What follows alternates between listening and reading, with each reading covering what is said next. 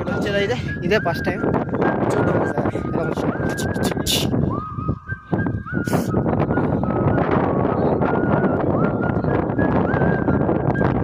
కొన్ని ఇక్కడి గాలి అయితే మామూలు గాలి వచ్చేసి అయితే అక్కడి నుంచి వచ్చి నడిచింది.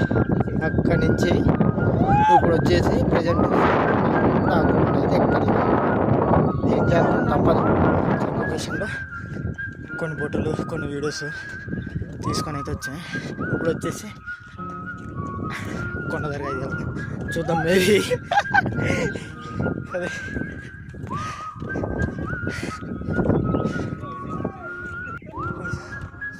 తీరిపోతుంది మామూలుగా లేదు.